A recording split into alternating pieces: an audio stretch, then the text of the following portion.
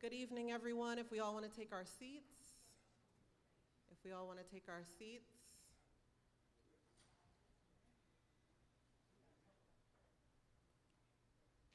And I just want to welcome everyone to tonight's Newark Consent Decree meeting, which is possibly the last one, and you'll hear updates from the independent monitor himself, as well as the monitoring team and members from that committee. My name is Soraya Johnson. I'm the Deputy Director of Criminal Justice, the Director of Criminal Justice Reform at the New Jersey Institute for Social Justice, and I will be your moderator this evening. First, we will have some opening and welcoming remarks from Pastor Gilmore, the senior pastor here at St. John's. You will also hear from my fearless leader, Ryan Haygood, and also the fearless leader of Newark, Mayor Raz Baraka, who is here with us tonight. After Mayor Baraka, I will come up and introduce our wonderful panelists who will talk to you about the consent decree, and then we'll have an opportunity to hear from each and every one of you about what's working and what's not, and talk about what's next for the city of Newark in the event that this consent decree ends. Just as a highlight, and I will remind you in our closing remarks, this consent decree is going before the federal court on October 2nd at 2 p.m. downtown. With no further ado, I'm going to turn it over to Reverend Gilmore. He is the senior pastor here at St. John's Community Baptist Church. He's also the president of the South Ward Special Improvement District and is on the board of directors for the Newark Beth Israel Hospital. Thank you, Pastor Gilmore.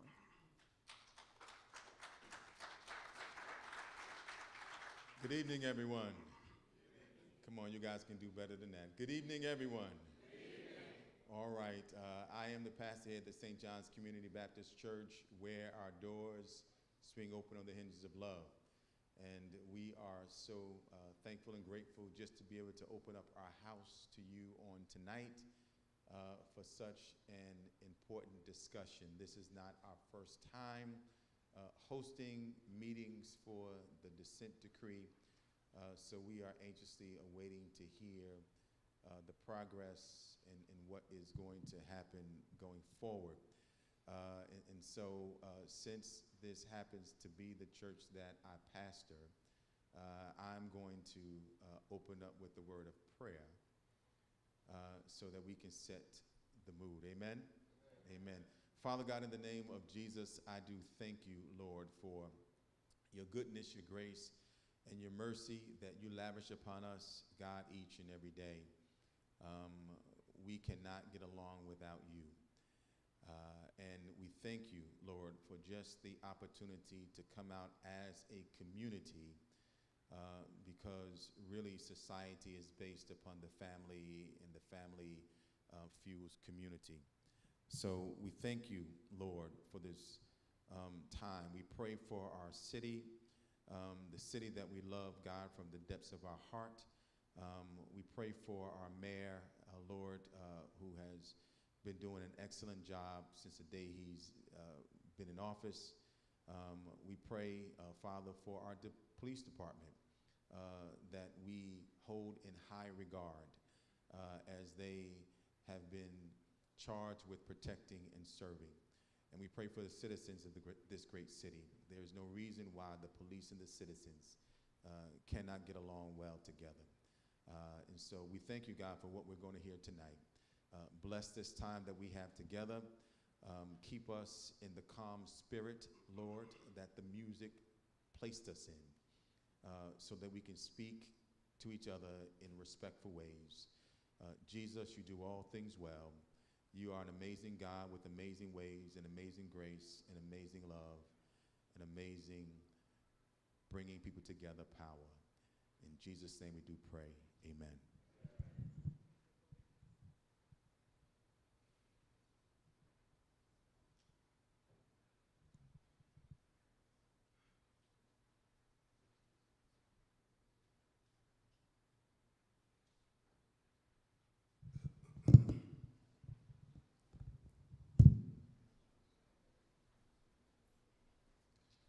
Thanks, Pastor.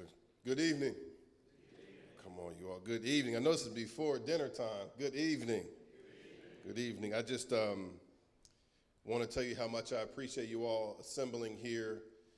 We've been assembling like this in places like this across the city for the past 9 years as part of the effort to get the community voice built into this process, which was about helping to transform the relationship between law enforcement in the city of Newark and the communities that they serve. And this is a conversation that's nearly 60 years old, going back to the Newark Rebellion when people fought for that kind of transformed relationship to build one that did not exist. And in the last 9 years of this consent decree, tremendous strides have been made in that regard, and this is what tonight is about. I just want to share really, really briefly in preparation for tonight. I looked at the Frontline documentary. You might remember that at the very beginning of the consent decree, correspondent journalist Jelani Cobb and a team of camera people came to the city as part of a documentary aired by Frontline called Policing the Police. If you haven't seen it, it's really, really worth seeing it. This is 2016. This is right at the time when our now seasoned mayor, 10 years in the game almost, was just coming into office. It was a time when there were 300 shootings the year before, 105 killings, when that rate was 9 times the city of New York's rate. And the mayor had this difficult decision to make around what to do. The Department of Justice had done a thorough investigation and had found that in the city of Newark, you watch the video, it's a fascinating thing to watch. There's a question Jelani poses to the police officers, kind of like, how do you know what a constitutional stop is? How do you know when someone is doing something wrong? And one of the police officers said, it's just a look. It's an instinct you have. Honest, you should watch, it's a look, it's an instinct you have. And then you know. And the truth is they didn't know. And what the DOJ found was that about 75% of all stops were unconstitutional, that 20% of stops involved the excessive use of force to put the lie to the idea that you could just look at somebody and tell what they're up to. And what was fascinating was that these were stops that were recorded. They knew that they knew that they were on camera, and they gave us what they gave us. And the mayor in this video says, we didn't get to this place in 5 to 10 years, and we're not going to get our way out of it in 5 to 10 years. And this last 9 years has been about how, in the city of Newark, we together build a Newark Police Division with a series of practices and policies. I think we, in the last 9 years, have helped to shape, inform, create about 15 new policies around core functions: stop, search, arrest, internal investigation, storage of evidence. Many of these things did not exist when the mayor took office. And back to the choice he made, he had a choice about what to do, and he talked about how he wanted to transform policing in the city. And there's a piece of it that features, I'm gonna close here, a younger version. Then I think he was, I'm not sure what his title was. Everyone just calls him Pep. I think he was like a lieutenant or something. And they did a ride along with him, and he talked about how what was required for Newark Police Division was culture change. And I think we can all agree that what we've seen over the last 9 years is that culture change that residents have so long sought. Sure, there's lots of work yet to be done, but we've made a tremendous amount of progress. I'm excited that you all are here. I encourage you to stay engaged beyond tonight, because to the extent we've been successful, and I believe we have, it's been in large part because you all's voices, experiences have been illuminated through this process. You have inspired the policies and the training to those policies and the accountability that follows. Last thing I'll say is just in this moment that we're in, nationally, you can feel recklessness. You could feel violence being loosened, right? You can see it. And part of why I think the work that happened under the consent decree has been so precious to the city is because I think really what's required is restraint. What's required is the ability to de-escalate. And so much of the heart of the consent decree was about that. And policing has always been very localized. So whatever is happening nationally with the federal administration, the real promise about this work is that it always has been very local from the ground up, not from Washington, D.C. down. Ours is probably one of the last, Mayor Baraka, one of the last consent decrees that we'll see for a while. And the hope is that in other progressive cities, we could take some of the lessons learned from this experience to mayors in other cities who really want to do some of the work we've done here. So with that, I bring to you the mayor of the city of Newark, Mayor Ras-J Baraka, under whose leadership this consent decree was so powerful. Thank you, Mayor.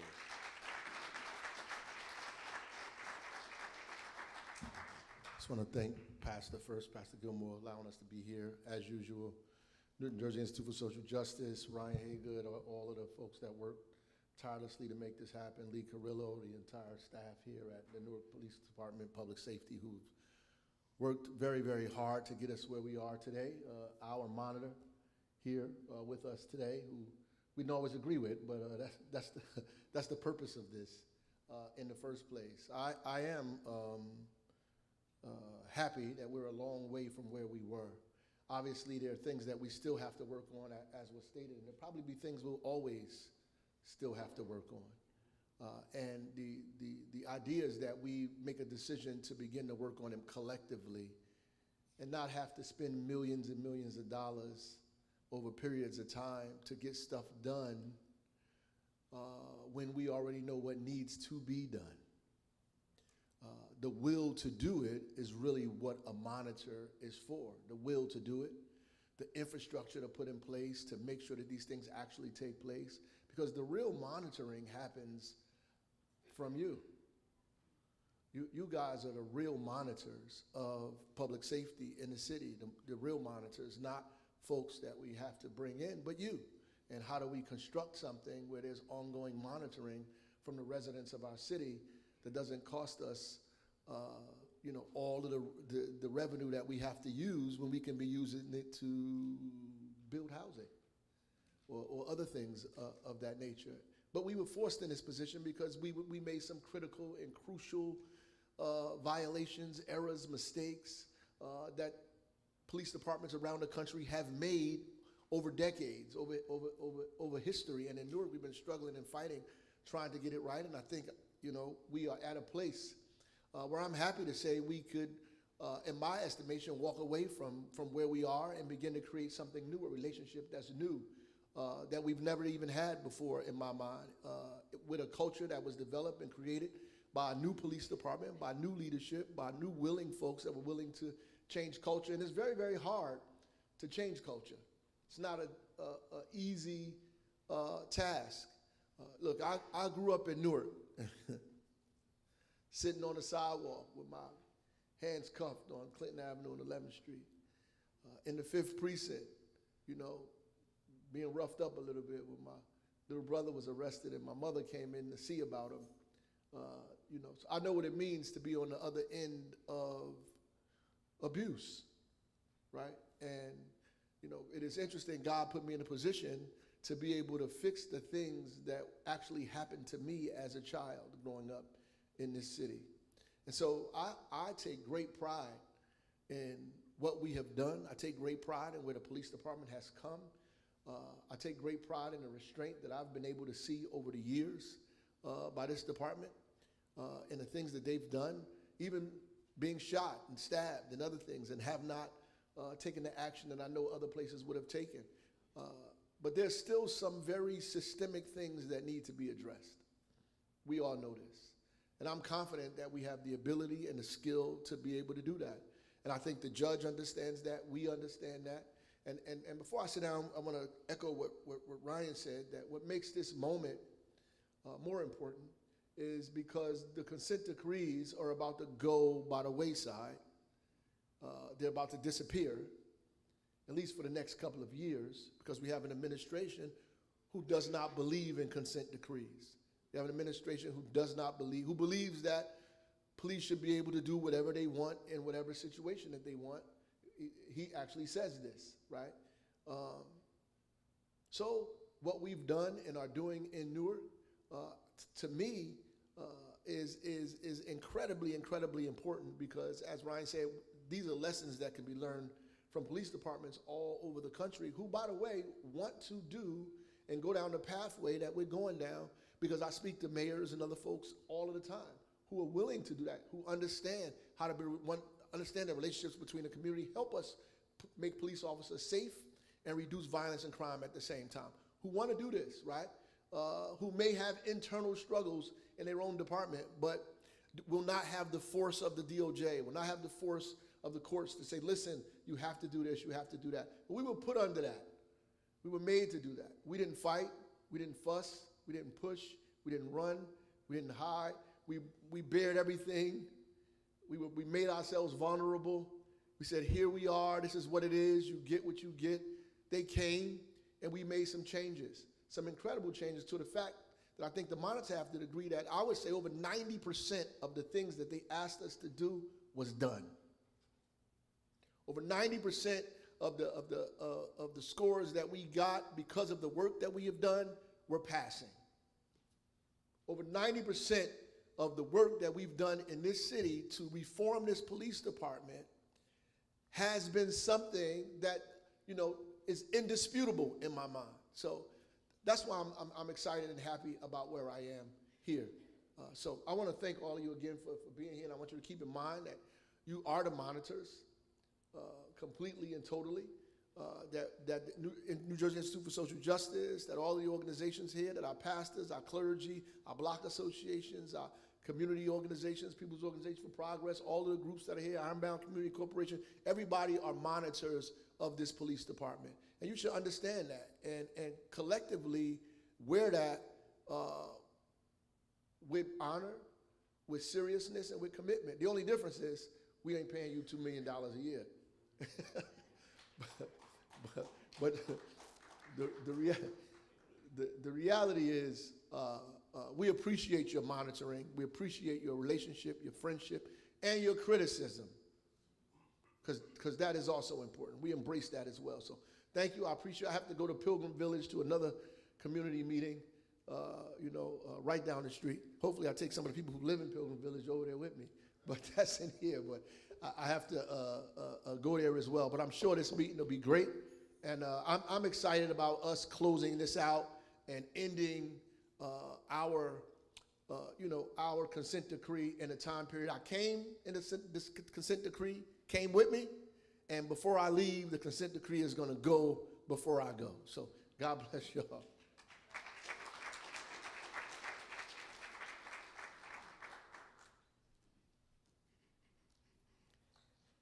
Thank you, Mayor Baraka, for your commentary, as well as you, Ryan, and Pastor Gilmore as well for opening us up in prayer. And I think culture change is, as the mayor has said, very, very difficult. And so we are going to hear from two people who have been on this consent decree and trying to make that culture change here in Newark. First, we're going to hear from the independent monitor himself, Peter Harvey, who has dedicated his legal career to public service. He is a former federal prosecutor, as well as a former attorney general here in New Jersey. We are also going to hear from Deputy Police Director Leonardo Carrillo, another public servant here, who began his public service career as an EMT in 1992. I hope it's okay that I said that. And who has been instrumental in developing and training and meeting some of the standards that have been set forth by this consent decree. So we'll hear from these two gentlemen now.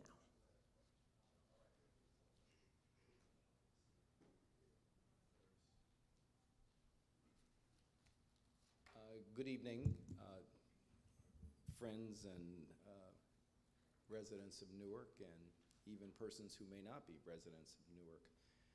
This consent decree has been going on since 2016, and let me walk you through some of the processes that we undertook. And it's really the Newark Police and the City of Newark who implemented the consent decree. It was not our task to do it for them. It was our task to really be the referees, to call balls and strikes, to use a baseball metaphor. The season is not completely over. Namely, to say, here are the consent decree requirements. Here's what you have done or you haven't done. And here are our recommendations about how you can come into compliance with the consent decree. Now, you should know that this process took the time that it took, in part because a number of policies had to be reviewed. Some of them had to be rewritten. Some of them had to be written for the first time. And what we tried to do is help the city of Newark, and more importantly, the Newark Police Division, to obtain some of the best practices, some of the best policies that other police organizations were implementing around the United States, and show them examples to say, this is what is happening in cities like yours, and here's a policy that you may want to examine. So I would urge you to get a copy of this report. This is our final report to the community, to the city, to the court. This report should be on the Newark PD's website. We have many copies in the back, so feel free to take one. We did not include in this report, you'll see references to exhibits. The exhibits are prior quarterly reports that we were required to issue, as well as semi-annual reports that we were required to issue. The reason we didn't include them with this particular item is because they would take up a box. I know this because I have them in my office. And so we didn't want to burden you with that level of detail. But those prior reports are also on Newark PD's website. They're also on our website so that you can read them in electronic form. And if you want to print them out, you can print them out. What Ryan Haygood said to you earlier is important, and that is the court is going to have a hearing on October 2nd. This is in federal court here in Newark, the District of New Jersey. It will be in the Martin Luther King Jr. United States Courthouse, and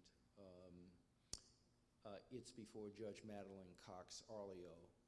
And you're welcome to come. If you have questions, you can certainly ask them tonight. If you have questions about what occurs in the court hearing, you can submit them to the New Jersey Institute for Social Justice.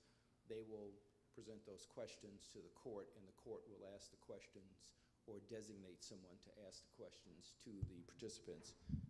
I better speak louder. Sorry about that. The October 2nd, that's a little better. The October 2nd hearing will be in the United States District Court for the District of New Jersey. The Honorable Madeline Cox Arleo will be presiding. If you have questions in advance, you should submit them to Ryan Haygood at the New Jersey Institute of Social Justice, or anyone at the New Jersey Institute for Social Justice. And they will be screened, and the better questions will be asked. There won't be time for every question that's presented to be asked, but the more substantive questions about the consent decree process will be asked. You should know that a portion of this consent decree, and first of all, let me thank Reverend Gilmore for hosting us tonight. Thank you so much. He is correct. He has hosted us before, and we really appreciate him opening his church home to us so we can talk to the community about this, as well as the community here at St. John's. In May of 2024, the parties, two parties to the consent decree, the U.S. Department of Justice and the city of Newark, agreed to terminate certain provisions under the consent decree, and the judge entered the order.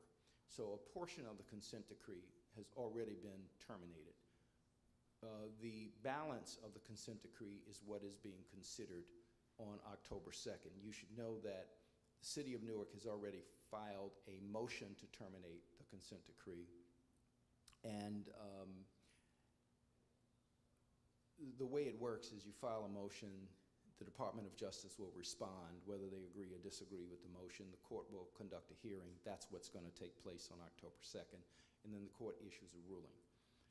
In this report that we have issued, we have covered all of the aspects of the consent decree. Now remember, this consent decree dealt with stops, what are called investigatory stops. These are the stops that Ryan Haygood was referencing that show up in that documentary, Policing the Police. The one that stood out for me was the young man walking on the street minding his own business, and officers plain clothes jumped out of a van and just stopped him, patted him down. He's confused about who they are, as any of us would be. They don't really clearly identify themselves. And when they do, the next thing you know is they've put him face down on the pavement. They've handcuffed him, but they've said to him, "You're not under arrest. We're handcuffing you and putting you on the pavement for your own safety." Well, these are the kinds of police practices that we looked at because the Department of Justice examined these policies and practices and said there should be a change here. So the consent decree is really a contract that was made in order of the court. It's a contract between the Department of Justice and the City of Newark. The court entered it as an order, appointed an independent monitor. I stress independent because my goal was not to work for the city, work for the police department, or to work for the Department of Justice. My goal was to say, here's what you all agreed to, and you are either in compliance with it or you're not in compliance with it. And here are some recommendations that can bring you into compliance. So we looked at stops, investigatory stops. We looked at searches with or without a warrant. We looked at arrests with or without a warrant. We looked at use of force because, as you might imagine, many police organizations get into a lot of trouble because they use force excessively, or they kill people, or they injure them severely. This is generally what residents of any city raise issues about. So we looked at use of force. We also looked at the area of internal affairs. Where complaints are being made to the police department, are those complaints being taken seriously? Are they being investigated thoroughly? Are they being investigated quickly? Are they being referred to the prosecutor's office where there is evidence of criminal behavior? And where they're not being referred to the prosecutor's office, what are you doing to process those complaints in a timely manner? And are you intimidating residents who are trying to bring to your attention conduct that they think is questionable, conduct that they think is outside of policy? So we looked at that. We also looked at data systems, and we looked at supervisors. And we looked at supervisors because when you have a police organization that isn't run well, it generally means that the managers are not running it well. The supervisors are not running it well. The supervisors are not evaluating reports, written reports. They're not reviewing the videos, body-worn cameras, and in-car cameras, which, by the way, are also part of this consent decree. Newark had to purchase body-worn cameras. And they also had to put cameras in cars, not just to show the activity outside of the car, but also to show the activity for people who've been arrested, to make sure that they're not being injured while in the car, and that police procedures inside the car are what they should be. So in addition to these areas, there was also property and evidence. What the Department of Justice found in its report was that there was a problem with theft of property among police officers. And some of that occurred because of just plain dishonesty on the part of certain officers. Don't think that this was throughout the force. It wasn't. Certain officers. And also it was because of the procedures that were not in place to make sure that property and evidence was properly accounted for, taken into custody and accounted for. So to the mayor's credit, to the city council's credit, to the Newark PD's credit, they built a new property and evidence building. They also built a new training facility. Training records and training itself was part of the consent decree. So there's a new training facility now. Officers used to be trained in a very poorly maintained facility, which is not the proper environment for people to learn, especially new officers coming on the force. It becomes a reflection of what they think about the organization when they're in a dilapidated environment trying to learn. Think about it this way. If you went to a very nice school, it encourages a different level of thought and study and it engages you in a different way than if you go to a school where the ceiling is falling down, you have leaks of water, the bathrooms are filthy, the hallways are filthy, and it looks like it hasn't been painted in 30 years. You just learn differently in one environment versus another. So fortunately, to the city's credit, it built a new facility that's going to train not only police but fire.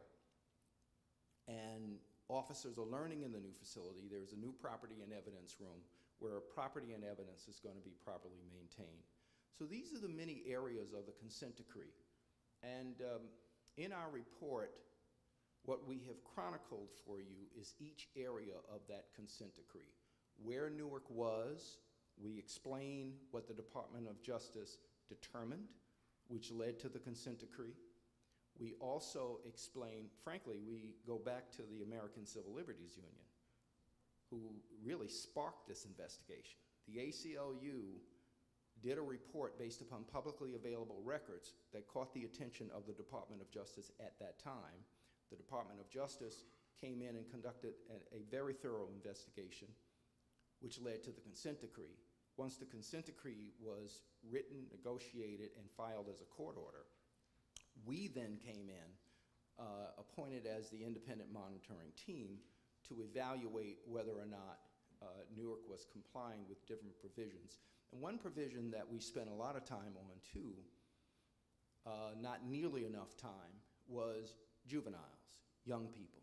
Our message is very simple. If you engage with young people, well, young people grow up to be grown-ups. We all know that. I'm stating the obvious. If you engage with young people in a very positive way, you are promoting not only good citizenship, but you're promoting a better relationship among the residents of a city. And so we have encouraged NPD to continue to develop its relationship with young people in the city so that they don't see the police as people to be feared.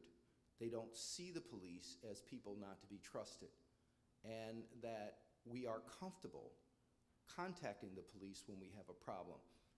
Listen, we need police officers, but no one wants abusive police. There are cops who don't want abusive police, because the good cops who are trying to do the job in earnest, who made a decision that they were going to be different on the job, don't like the cops who don't share their view about the work, who see it as a job, not an endeavor, who see it as a job, not a calling, because they're trying to make the city better.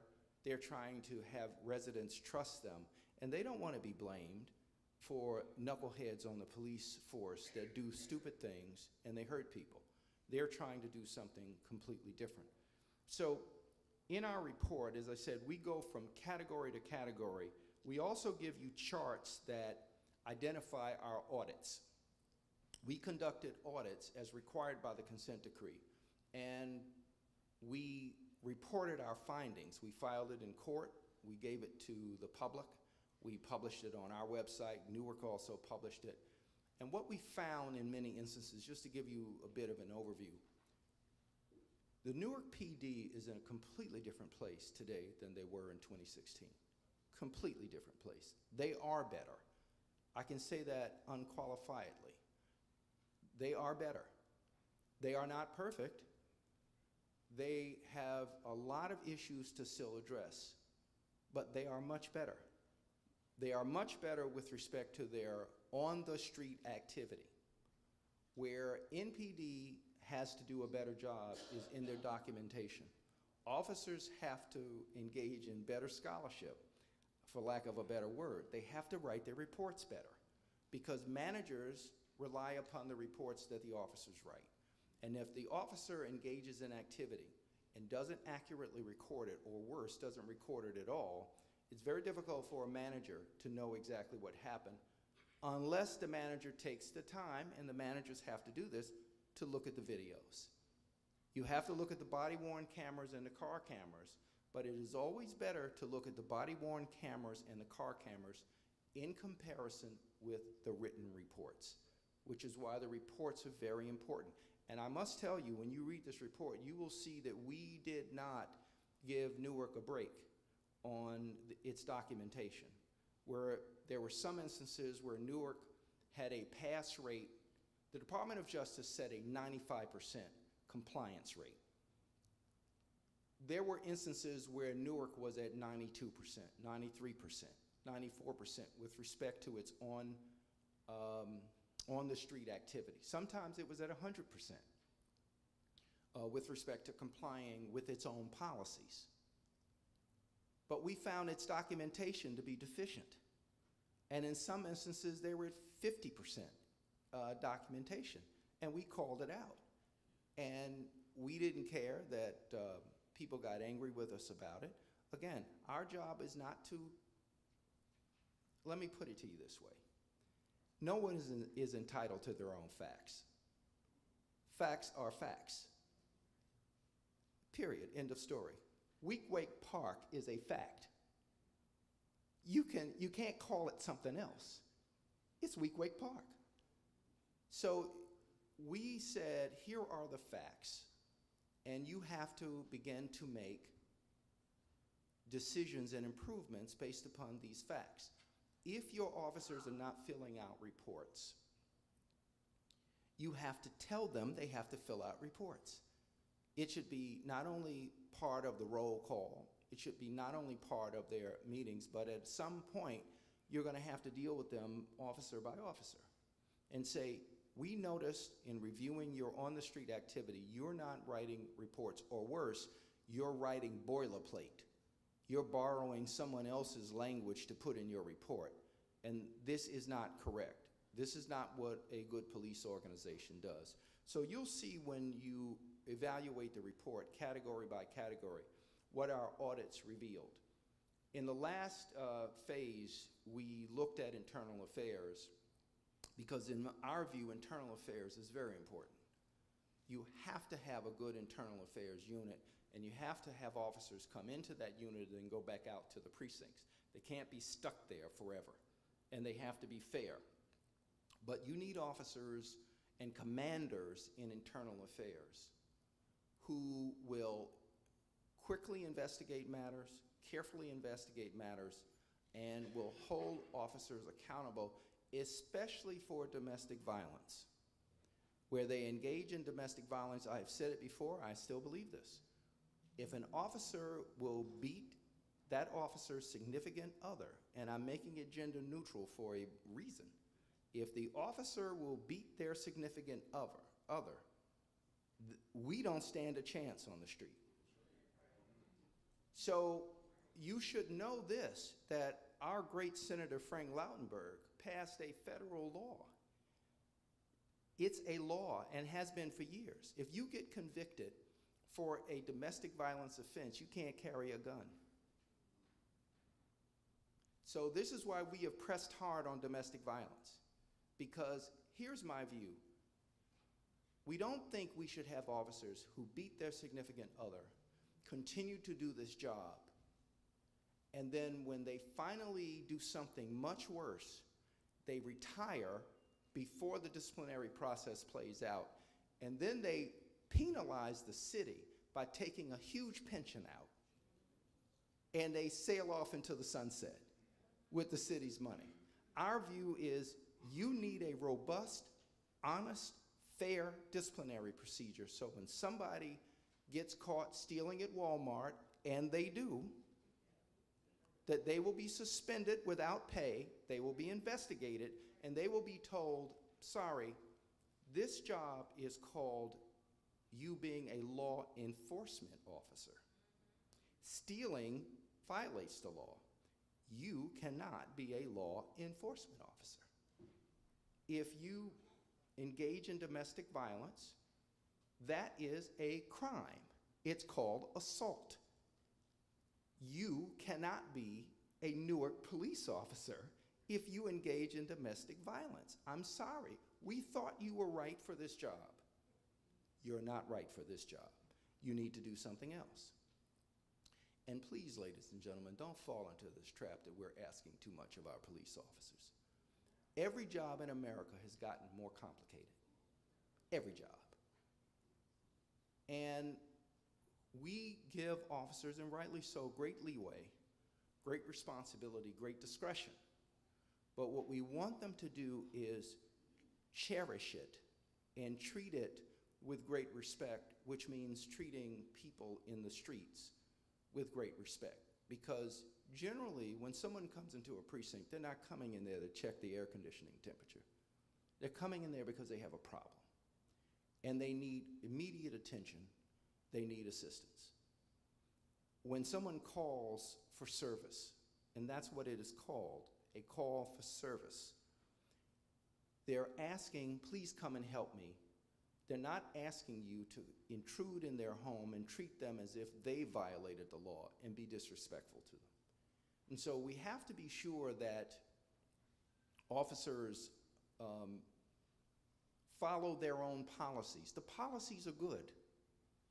And I will commend Newark on a couple of policies that the consent decree didn't require. One, an LGBTQ policy. What are you going to do with someone who is a member of this community, and you know if you put them, and they violate the law and you arrest them, but you know if you put them in certain circumstances, they're going to get hurt. So what is your policy with respect to dealing with people so that their humanity is being affirmed? Newark wrote a policy about it. What is your policy on First Amendment? You know, citizens have a right to stand on the street, public area, and record what you do. You can't threaten them because you may not want them to see what you're doing. You can't do it. To Newark's credit, Newark on its own said, we want a First Amendment policy. And that First Amendment policy also applies to public events. If somebody comes to the mic and they want to say something uncomplimentary about a public official, you can't send the police to them and stare them down as if they're going to be arrested for exercising their free speech rights. You need a policy that says, sorry, officer, you can't do that. That person has a right to speak. Let the chair cut them off or not cut them off, but you can't do this. So Newark adopted this kind of policy to its credit, and it wasn't required, but they did it. This is an organization that has received, rightly so, national attention for its improvement. There are two recommendations, there are several recommendations, but two of which we think really require attention. Recommendation number one, Newark needs a full-time training director. With a force of over 1,000 people, you can't have somebody doing this job with other responsibilities. And that is not to throw shade on anybody who's doing the job. But police organizations of this size have a full-time training director whose job is to do nothing but train. Read cases, look at policies of other police organizations, and come in and issue bulletins, issue training, issue guidance. Newark should have that because that's what a modern police organization has. Second thing, Newark's data systems are antiquated. They still are. They were so antiquated we couldn't audit them. We couldn't. And we said, we're not going to audit your data systems knowing that you'll fail. So, and we've made this clear since 2018. So what we've said is you need a dedicated information technology person to run your data systems so that you can be on the cutting edge of data, because managers should be able to obtain the information they need across the board on what officers are doing and not have a Herculean task to do it. And they shouldn't have to get a couple of boxes of paper documents to read through them to figure out what's going on. That all of this stuff in today's world, particularly with AI, to sort through all of these documents, it's got to be readily accessible so the managers who are trying to make a difference, and most managers in NPD are, can do it in addition to their other responsibilities. But you can't ask a manager to take 3 hours to figure something out with one officer. It's just an unfair ask. So the data systems have to be improved, but those are some areas. Now, to be fair, the consent decree doesn't require NPD to have a full-time training director. It doesn't. But what we're talking about here is modern policing, continuous improvement. It doesn't require a full-time IT person either. What we're talking about is continuous improvement. And if we're going to get there, these are some of the modern developments that we have to have. And last but not least, I've been asked often what becomes of the consent decree after it ends and after the monitoring team has been discharged. Well, here's where we stand. It ends. But the city can have its own oversight agency, and whether it's the Civilian Complaint Review Board or whether it is some other organization, the city has tools and resources available to you. I only caution this: it's got to be independent, it's got to have a budget, and it's got to have people who know what to look for, and enough staff that you can actually evaluate it. Because if you don't have that, you're not going to get effective evaluation, effective review. So that's the report. I really urge you to get it. We have more than adequate copies in the back. It'll be put on the website. I urge you to go and get it and read it, because it gives you a comprehensive overview of the consent decree process. It gives you the history of the consent decree. It explains to you the important steps that occurred during the course of our evaluation of Newark PD's improvements, and there have been many improvements. And it also talks about the work that should continue. And it gives you very helpful, I think helpful, charts to show you what we learned in the first audit, what we learned in the second audit, what we learned in the third audit, and when we couldn't audit, we explain why. Or when an audit started but stopped, we explain why. One of the things that delayed our work for some time was the unexpected pandemic. And no one saw that coming. And so we literally, at the request of the police director at that time, suspended our work in April or May of 2020. And we weren't able to resume until really 2022 because there was no vaccine. Now, I know nationally people are actually debating whether or not we need vaccines. But thank goodness we had one for the coronavirus that allowed us to get back to work, and it allowed our officers to be safe, and it allowed our residents in Newark to be safe. So that's where we are. I'll take a few questions, and then I will really introduce the stars of this story, and they are the NPD, Newark PD, because they are that's the leadership to whom you will want to direct your questions about what now, what's going on now, and what lies ahead, because they're going to manage, as they have been, the organization, and they're the ones who are going to offer you explanations about the work that they intend to do on a going forward basis. And remember, this is really about public safety. It really is about public safety. It's not about crime. Many want to talk about crime and crime prevention. I like to talk about public safety because the job of police officers is far more than just arresting people. It's making sure knuckleheads don't drive down a 25-mile-an-hour street at 55 miles an hour. It's making sure that people don't take over a public park so that children can't play in it because it's not safe. It's making sure that people don't pull guns on each other. I just found out before I came over here that a friend of mine, a former law partner, was driving down the turnpike going to work, and a guy who was upset about him not getting out of the lane shot into his car. Now, it wounded him, but he didn't know it. But that's an issue. We're talking public safety. When people shouldn't threaten other people, people shouldn't misbehave. That's not how it's supposed to go. We should be able to go to a jazz concert outside of NJPAC, people behave themselves, enjoy the music, eat, drink, and go home. People shouldn't act silly with guns and knives and fist fights, although I'm not sure anybody fights with fists anymore. People shouldn't behave that way, and that's why we need police. And this police organization is better than it was in 2016.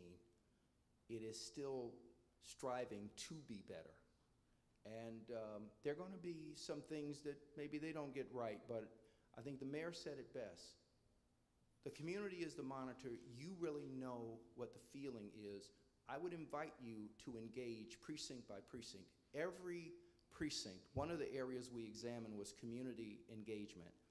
Every precinct has a precinct-specific community engagement plan. When they come out in your neighborhood to meet with them, come out and talk to them. Nobody's gonna shout you down or shut you up. They wanna hear from you because they wanna find out how to do the job better. And they will do the job better. Give them a chance to do it. But that's our work. It will probably end in October. And it's been a real privilege to serve you as always, because our communities need good policing more than any.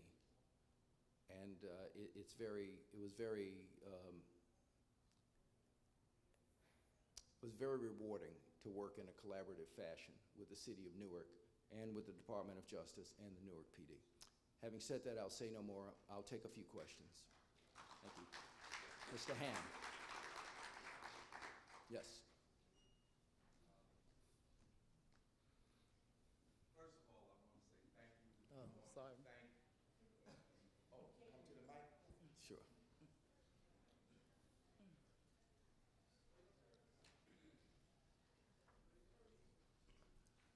Attorney Harvey, good evening. Good evening. And good evening to everyone here tonight. First of all, I want to say, and I want to get this on the record, I want to thank you, Attorney Harvey, as the independent monitor, your team. I want to thank the New Jersey Institute for Social Justice for their efforts to work collaboratively with you, for the work that you've done over the past 9 years. And although it is a belief on my part and it is anecdotal, I believe had we not had the independent monitor and the effort and the consent decree, that there would have been even more instances of police brutality. I really believe that. I'm not just saying this to compliment you. I really believe that. And I haven't done a study, and it is anecdotal, but I have to say that having interactions with the Newark Police Department for over half a century, going back to 1971, that over those years prior to the Justice Department investigation, the relationship was confrontational, particularly for those of us that were engaged in protests against police brutality. From the point that the Justice Department came into Newark, and I say this, there was an immediate change in the demeanor of the police. Like when we would have demonstrations, we were being harassed by the police, we were being kettled by the police, we were being corralled by the police, we were being misdirected by the police. Once it was clear that the Justice Department was in here and was investigating, it was a different attitude. And then when Paul Fishman did his investigation as United States Attorney for New Jersey and came out with his report, and it became clear that there was going to be a consent decree, independent monitor, etc. There was a change. And I have to say, just from interacting with you, we've seen things that we didn't think we'd ever see. I can go back to the very first meeting that you called at Rutgers University, and the meetings that you've had in the community since then. So all of that is to say that had you not come in, I think there would have been more incidents. But on the other hand, having been in, police brutality has not been eliminated. It is still a problem. In fact, I think of all the victims up to this point in Newark: Tasha Mays, Strawberry Daniels, Michael Newkirk, Rashid Fuquan Moore, Basir Farrell, who was killed right up here on Tillinghast. I think of Carl Dorsey. And isn't it just ironic that we're meeting tonight, and last week, Judge Widgeon, federal judge, heard one of the lawsuits in the Carl Dorsey case. And for those of you who don't know, Carl Dorsey was killed a year after George Floyd. In fact, Newark had gone a whole year without having a police shooting death. And then on January 1st, I believe, 2021, they shot and killed Officer Simpkins, Detective Simpkins, shot and killed Carl Dorsey. Carl Dorsey was not armed. He was not engaged in any criminal activity. The video shows he happened to bump into Detective Simpkins, and Detective Simpkins turned around and shot him dead. The judge just ruled in one of the lawsuits last week that no one would be held accountable for the death of Carl Dorsey, and that is wrong. And that points up the dilemma that we face today, that you and your team have been working hard to try to reform the police and ensure some level of accountability. But at the same time, there are other parts of the system that literally undermine what you do. Because what the judge ruled, in fact, if people go to the NJ.com article that came out last week on the ruling by the federal judge, she actually refers to the consent decree in Newark. Said that there's a consent decree and the city has made efforts to make reform, and therefore that's one of the reasons why the city shouldn't be held accountable. I absolutely disagree with that. I absolutely condemn the judge's ruling in this case. Somebody has to be held accountable when the police kill us. They can't just walk away. And that's what happened in the Carl Dorsey case. That's what's going on right now. They're walking away. This man is dead. His children don't have their father. And no one is being, they said in the article that came in the reporting that was done that there wouldn't even be punitive damages for the city in this case. And we're here today talking about the end of the consent decree and the reforms that have been implemented in the Newark Police Department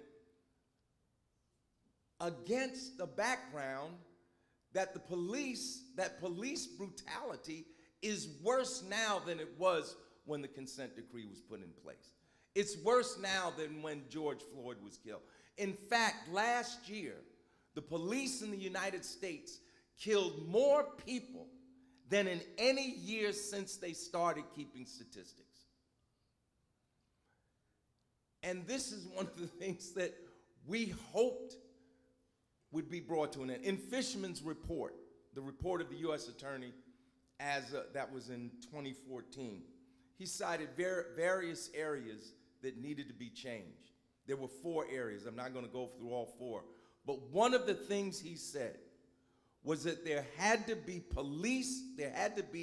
civilian oversight of the police. And for us, that meant a police review board with subpoena power. And the mayor tried to put that in place, and then the police went into court and stopped it. They went all the way up to the state Supreme Court to stop it. And so we have a civilian review board for Newark, but it has no power. It has no subpoena power. You know, and this is a problem. So my question is, I wanted to get this out because my question is this. Your work as the independent monitor and your team to reform the Newark Police Department has been like someone applying pressure to a brake. Imagine you're driving a car and you have to put your brake on, and you apply that pressure slowly. So pressure has been applied and change has happened. What happens when that pressure is released? What's going to happen? And we have some evidence on this. There was another consent decree in New Jersey. It was a consent decree that was put on the New Jersey State Police because the state police were out of control. They were doing all kind of racial profiling. We remember that case where they shot those young men on New Jersey Turnpike. And so they put a consent decree in place. There was some change, but the consent decree was ended, and now they're inundated with lawsuits again. Not just from people outside the state police, but from people inside the state police who are the victims of racism and bias and sexism and homophobia in the state police. So what is going to happen? How are we going to ensure that the changes that have been made are going to stay in place and that we can make further progress? I know that outside of your purview, because you're dealing with the city of Newark, we still need a police review board with subpoena power.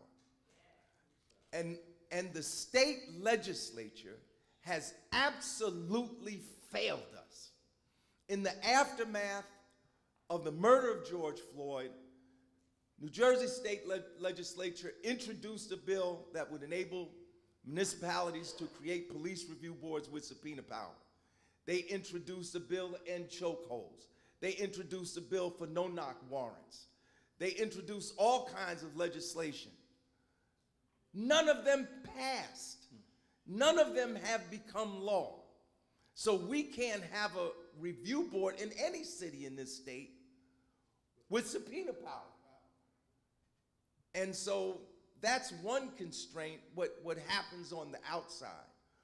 But what can be done on the inside to ensure that once your work is completed or finished or whatever, personally, I wish it could continue. I really do. I wish it could continue, but it is what it is. If it's gonna end, what can we do about it? I mean, now we're in a situation, someone referred to the environment that we're in. We're in a situation where police brutality is now the government policy under this Trump administration. Thank you, thank you. So thank you. I'm sorry, I apologize it took so long, but if you could answer that question. I'll answer that. Let me address that question. Well, it starts, first of all, with good police management. And that is a determination that is made by the mayor and the city council. The secondary level is the Civilian Complaint Review Board. You are correct that the New Jersey Supreme Court did not allow the Civilian Complaint Review Board to issue subpoenas with respect to active investigations. It can issue subpoenas and compel documentation relating to a police organization with respect to closed matters, but not active investigations. And when you read the decision, the idea is that officers have certain rights and they have certain due process rights, and the administrative procedure of the police organization has to play out, or the procedure of the prosecutor's office has to play out, and the court did not want overlapping processes. So that's why, the reasons the court gave for stopping it. But there is another component too, and I spoke about it earlier. You can have a review entity in the way that the New Jersey Attorney General's office set up a review entity post-consent decree, and you can have it review certain aspects of the Newark Police. For example, it can review use of force. It can review, pardon me, it can review stops, searches, and arrests. It can review internal affairs. But the city has to set that up, and the city has to fund it. Because otherwise, this process will end, and all you will have is management of the police, its managers, and the Civilian Complaint Review Board. Thank you. Before we get to our next question, I am going to give Deputy Director the opportunity to speak, and then you can ask your questions in tandem to both him and Mr. Harvey. So if we can just hold questions, we'll give him his opportunity, and then you can ask your questions to both panelists. Thank you. Good evening, everyone. Thank you so much, Pastor, for allowing us your space. Thank you so much to the Institute. My name is Leo Carrillo. I'm born and raised here in Newark. As was stated earlier, I started my career in public safety at 16 years old, volunteering at the Iron Bound Ambulance Squad down in Newark, down deck. Became a cop at 21, 1998. I went through the academy over at 1 Lincoln Avenue. And as someone who has been here, as long as I've been here, I can tell you that I work for a very different police department than the department that I started in. When I graduated the academy, there was no training for officers. We went through the academy, they taught us what they taught us, and we hit the streets, and that was it. Everything else we learned on the street from the old timer that was there. And that's what it was. I could tell you that the consent decree is the best thing that has ever happened to the Newark PD while I'm there. 1,000%. Today, I am in a police department that requires 40 hours of training to the police. Every officer has to come through and participate in training on stops, searches, arrests, implicit biases, first aid, rendering aid. We set up a policy where we actually have officers rendering aid. We put first aid kits in the police cars. We didn't have that. This is a kid who came from an ambulance. This is what I want to do. I used to carry my first aid kit in the police car and was appalled at the fact that no one else did. I'm over there getting blood on me, rendering aid to people, and we didn't have that. Now every police car has a first aid kit. Every officer is trained on how to do bleeding control and CPR, and they're recertified every 2 years. Not something that was mandatory, something that was mentioned in the consent decree. It's something that we do. I could sit here and go over all the ways that the Newark PD is different, but I know what we're here for, right? We're talking about the potential end of the consent decree. But again, I don't want to call that an end. I want to call this a beginning. This is an opportunity. This is opportunity to give Newark the ability to work with the police department to make this the best department that it can be. And I sincerely believe I work in one of the best police departments in the country, for sure. And the reason, I could tell you reasons, right? A lot of different departments that go under consent decrees, what happens to crime? It goes up. Here, we buck that trend. Homicides have gone down at historic ways while we're implementing reform. We started out, as was mentioned earlier, over 100 homicides. That was routine for me from 98 when I started. Over 100 homicides every year. We're in a place today where last year we had 34, we're up to 21. 21 too many, right? And how did we do that? How have we done that? How have we done this work? Guess what? Not alone. With the community, working with the community. How did we write the policies for the consent decree? With the community, thank you. To the Institute for Social Justice, I mentioned Andrew McChristian earlier, we were talking about. We used to talk about building capacity, reaching out to the community, getting feedback from the community on our policies and establishing our policies. This is what we learned. We made our experience here in Newark during, in the aftermath of the murder of George Floyd was different than anywhere else around the country. right? The community came out and said, we have problems with our police department, we're working those problems out. So they didn't want people from outside the city to come in and burn the city down, because we'd been through that already, right? So no, we got problems with them, but we're working these things out. And this is the opportunity I see. We have the opportunity to be different because we are Newark, because we are the best. We can come out of this. We don't need federal oversight.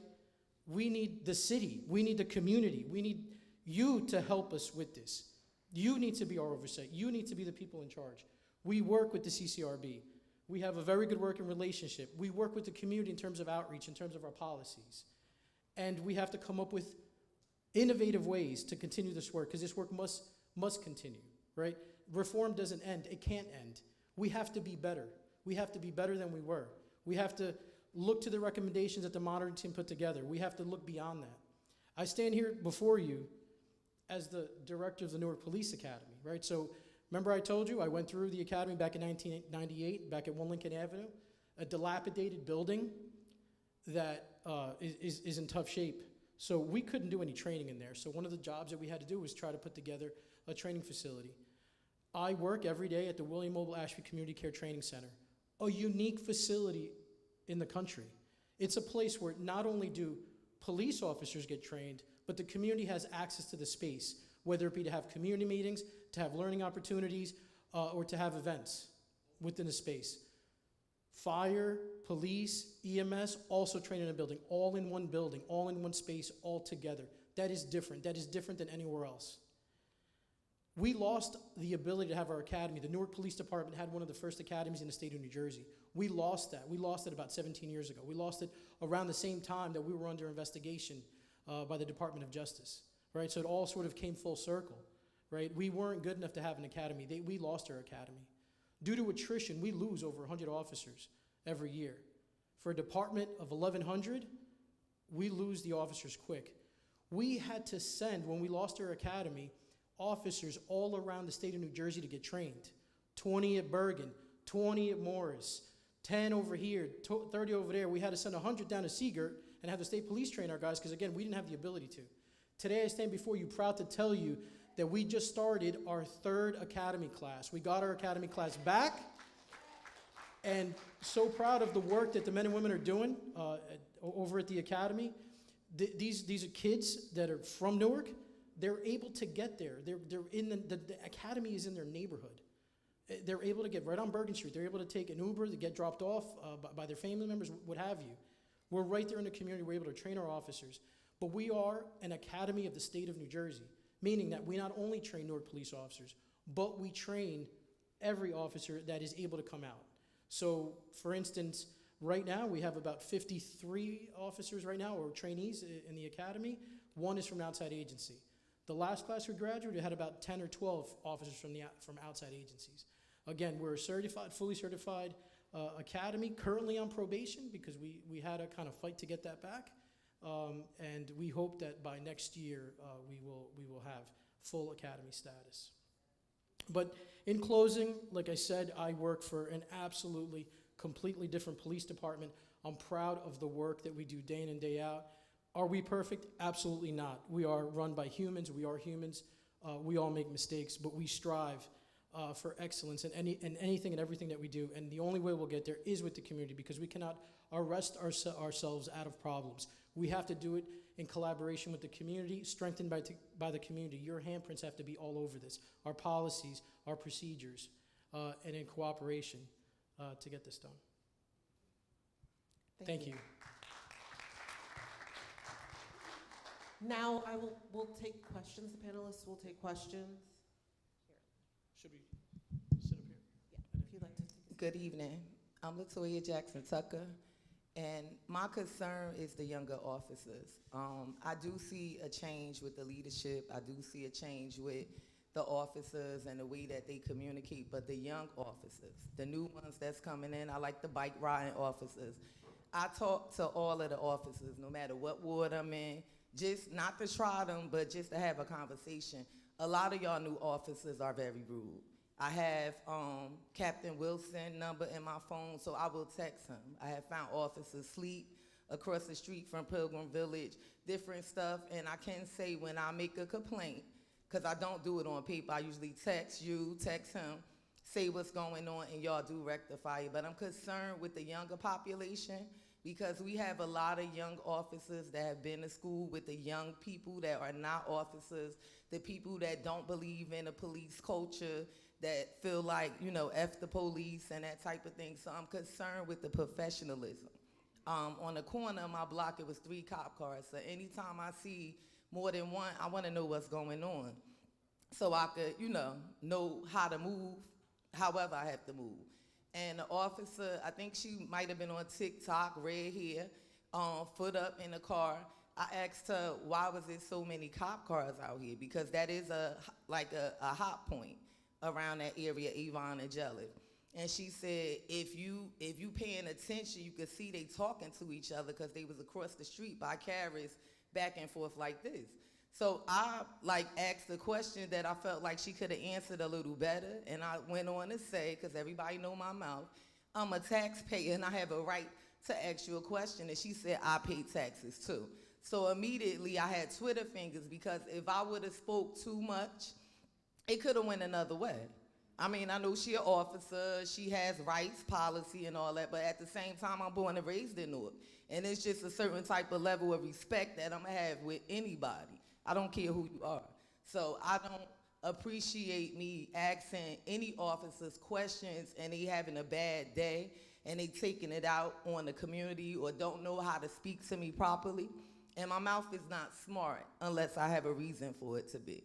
So that's my issue. Like, I think y'all need some more trainings around professionalism, because even though it's a younger culture and you know we got Sexy Red and all this stuff going on, we still need them to show up in a uniform as professional people. So I gotta go to another meeting. Yeah, no, I agree with you wholeheartedly. And yeah, no, I agree. And we absolutely could, we change training every year to try to make it interesting and that, you know, they want to accept it and learn it. Treating people with dignity and respect is at the core of our training, especially around community policing. So any specific issues that you have with specific people, please, as you know, you've got my number, you could reach out and let me know, text me. And yeah, no, we'll address specific issues, you know, always. Yep. Thank you. Before we get to our next question, there's a black truck in the parking lot that's blocking someone in. The plate is L99RRY. If you could move your vehicle, please. We do not need officer intervention at this point. To our next question, thank you. Yeah, again, justice for Carl Dorsey. I'm not going to belabor what Ademo said already. He made his point very well. And interestingly, LaToya's remarks made me shift some of what I was going to say. She identified a continued problem with younger officers, and in this strategy where community and police were trying to develop this relationship, more attention was put on the training of younger officers. So I'm disappointed to hear that, and everybody, I hope, needs to hear that. The problem that was undermining this effort that we're talking about, that has gotten no real meaningful attention and discipline of any kind, is the undercovers. The undercovers just been running rampant, doing what the hell they do, regardless of who we are, trying to do what we do in our community. Let us understand that we brought down all this crime to this 60-year low. The folks doing that were not the police. It was the community-based violence intervention folks who came out of these streets, former victims, folks who have been through all of these changes, who built something that cities all around this country are coming to us for, right? And they get harassed. They get grabbed, they get shaken down, they get thrown down on the street. We're lucky that someone hadn't been killed in that work. So there are basic places where we definitely need to improve this work. We wouldn't have gotten anywhere with any of this if we had not had that consent decree, and that consent decree came from the protest tradition of struggle in this town. It didn't come out of the sky. It wasn't just a petition from the ACLU. It's us raising hell on these streets for all those names that he mentioned when he was up here.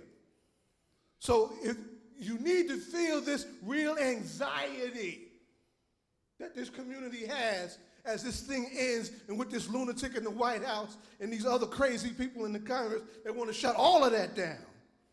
People want to know what Dr. King said back in 1967, where do we go from here to secure whatever we need to secure? So our people will say, when we work intimately trying to build this work, first responders and all, to really make the difference and make peace in our streets.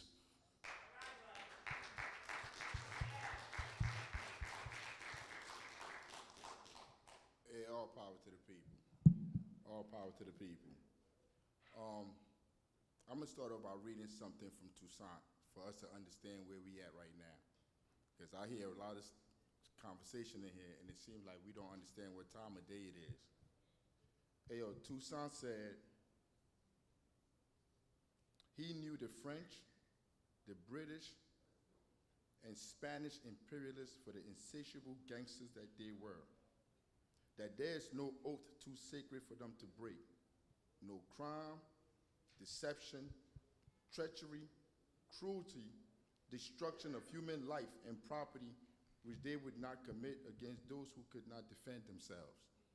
Yo, that's where we are at in 2025 with the police department and with the state. Yo, the police department don't protect Newark residents. They don't work for Newarkers. Yo, look around here. You look around here, political operatives, people that are invested in the state, that work with the politicians, that work for the government, that work for the state. Look around. The people from the number blocks, the people from the community, there's nobody here. The people that are getting arrested, that are being brutalized by the police, they're not in these rooms. The people that are getting real crimes committed against them, yo, if you cannot afford a place to stay, that's violence. Yo, the politicians in the community are the one creating this reality we are living in, and they use the police to make it so. Yo, that's the reality that we are in. The police are not protecting any of us. They don't serve us. All the lip service, yo, when I sit here, because I work in this community every day of my life, I work for free, dedicating my life to the people in this community. After school program, food program, housing program, all of this without NGO state money. We do it with our own bread. I think you, Peter Harvey, right? I am. When they first started the consent decree, the police department with Dentist Brothers stole our van that we used to transport kids for our after-school program. We just get in here because we just dropped all the kids off with another truck that we had to go buy. The police impounded it with Dentist. They impounded it, sold it, whatever, and they kept the money. I was still paying on that car. They said I didn't have registration. I had registration. I took them to court, not with your help. I took them to court on my own. We ain't got money. We ain't poor. I mean, we ain't rich. We took them to court. You know what the judge told me? You got to sue the city. So after I went through that whole process, suing them for them illegally stealing my car with the aid of the police, the judge told me I got to go sue the city now. Now I got to go get more money to go to court and sue the city. How am I going to win? There's no accountability. The police are crooks. The police are thieves. The police are the one oppressing us in our communities. And most of the time people come to this mic and they talk about the drug dealers, somebody selling a bag of weed, selling coke on the street, as if they're the real criminals, not the people raising people rents, doubling them. You want to see mental sickness? See a family, a mother with kids that got to go into the streets and sleep in the streets with her children. That's more violent than any drug dealer on these streets. That's more violent than any purse snatcher or anything out here. We keep talking about violence is going down. Violence is at an all-time high. We can't afford food. We can't afford nowhere to live. You arresting them? You kicking their door down, locking these people up? Because it's not like they're doing it legally. What they're doing is illegal. Nobody's holding them accountable. Yo, when they double your rent, the politicians are supposed to go hold those people accountable, those slumlords, but they buy them off. And then you get fake activist groups that come out here and say they're speaking for the people when they're walking around with the same politicians that's tailor-fitting the pain of the residents. You'll be catching hell out here. And I'm really not speaking to y'all because when y'all leave here, you're not going to change how you behave. You've been eating off the government, of our tax dollars your whole life. Peter Harvey, you've been getting money. They paid you thousands of dollars, hundreds of thousands for you to come here and do this, do whatever you did here, man. While we pay our money, we use our money to take care of the community. And we watch all of y'all come in with your nice suits. You over there, you said the high school kids, you did a petition. The high school kids should be able to vote because you notice the parents not voting no more. We don't believe in it. We don't believe in the education system. We don't believe in the judicial system. So we don't vote. We don't participate in none of this stuff. You went out there and said the kids should vote. The kids voted. How did that change our education? Yo, I'm looking in this room right now. I'm looking at all of y'all. Yo, y'all call me names behind my back. You talk about me as if I did something to you. What else should I do as a black man? I shouldn't stand up for my people getting kicked out of their homes, being made homeless. People can't afford to eat. What am I supposed to do as a man? I'm supposed to act like I don't see it and go get a job in City Hall with my 3 college degrees and move out to the suburbs and leave our people to suffer? Yo, how long are we going to do that? I'm talking to y'all. Y'all in this room right now. You see, if y'all did that, y'all worked in all these places, and y'all took that money and y'all built underground railroads to help the people in the community, I couldn't say nothing to y'all. That's not what y'all do. Y'all get nice homes, nice cars, nice insurance, go on vacations, fly everywhere, fly over us. You keep talking about us, us, us. You live in Newark?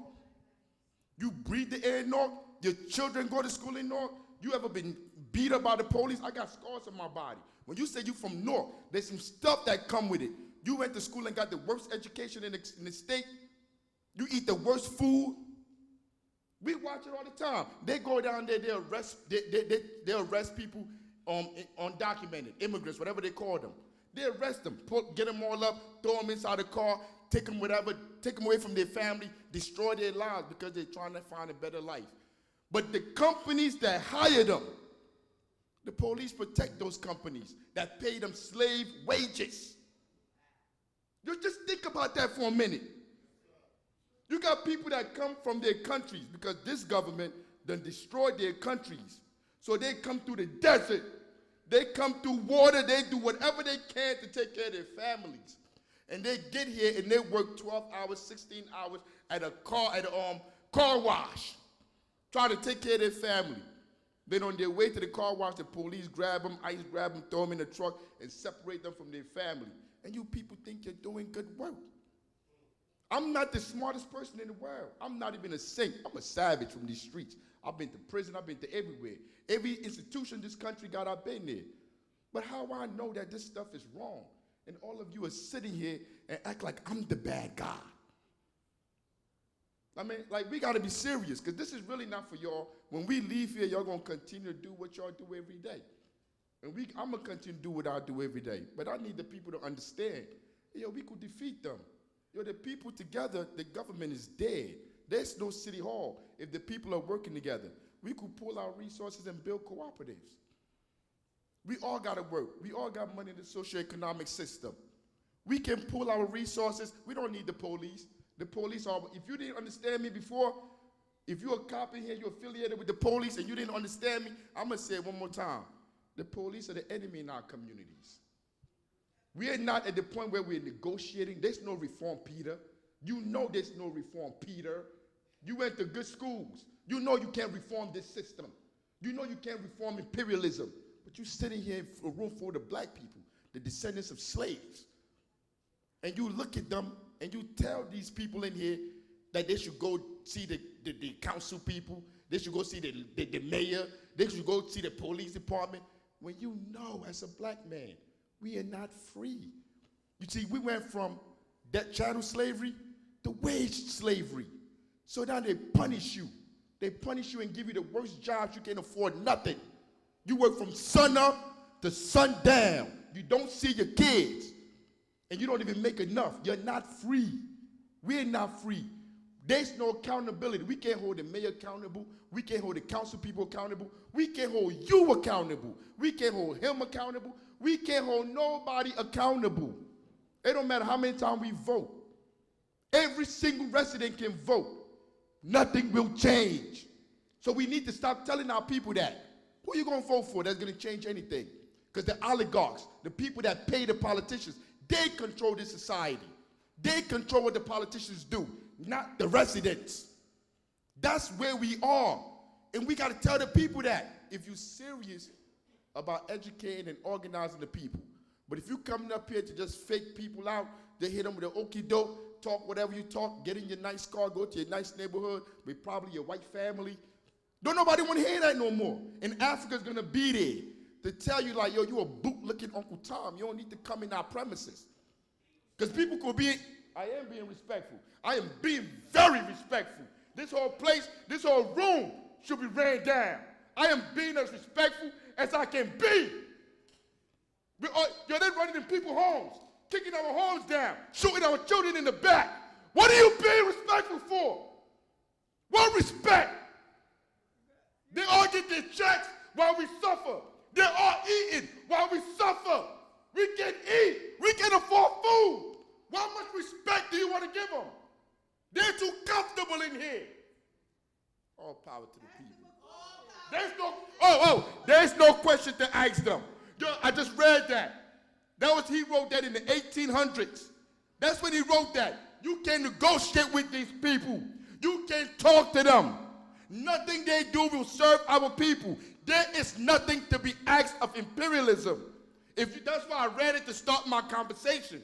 There's no time to negotiate. The only negotiation we do is amongst us when we go in our homes and we organize and we have meetings in our communities to take over power.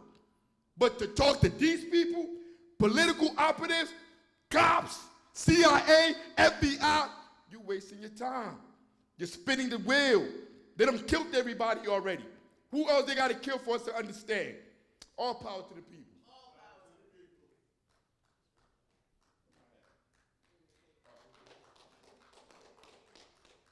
Hello, everybody. My name is Eve Henry. I want to start off by saying that acknowledging that God works in mysterious ways. I had been trying to voice my opinions about the Newark Police Department. I had a few experiences. From the report, Mr. Harvey, my first time meeting you, it states that in 2011 that it was considered to have some type of oversight over Newark Police Department, and something that was affirmed again in 2014, carrying on for another 11 years, which brings us here to 2025. I had a situation following much at a later date, around 2018, where there was a breaking and entering in my apartment, okay? So it was only me and my daughter who lives in a home.